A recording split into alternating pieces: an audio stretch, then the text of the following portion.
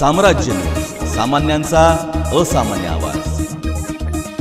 दिवसेंदिवस कामगार हे नावच पुसून टाकण्याचे प्रयत्न केंद्रातील भाजपरूपी मोदी सरकारने केले आहे। याबाबत आवाज उठून जनजागृती करणे हे या अधिवेशनाचे मुख्य विषय राहील। त्याचबरोबर विडी यंत्रमाग आणि असंघटित क्षेत्रातील कामगारांच्या समस्याबाबत राज्यस्तरीय ठराव पारित करण्यात येणार आहे। 3 सत्रात होणाऱ्या अधिवेशनात महाराष्ट्रातून सर्व जिल्ह्यातील प्रतिनिधी उपस्थित राहणार आहेत। कामगार सेनेचे नेते विष्णू कारंपुरी महाराज यांनी यावेळी माहिती दिली। महाराष्ट्र कामगार सेनेच्या राज्यव्यापी अधिवेशन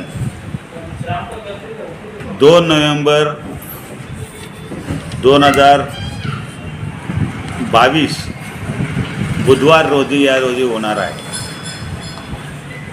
महाराष्ट्र कामगार सेनेची स्थापना झाल्यापासून दर 5 वर्षाला पंचवार्षिक राज्यव्यापी अधिवेशन आयोजित करण्यात येतो।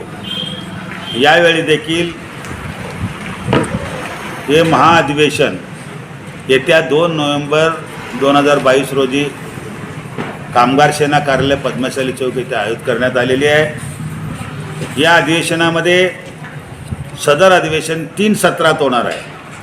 पहिला सत्र राहील उद्घाटन व कामगार समस्या, त्यामध्ये श्रीनिवास चिलवेरी आणि मुनीनाथ कारंपुरी वकील यांचं या ठिकाणी भाषण होणार आहे व मार्गदर्शन होणार आहे।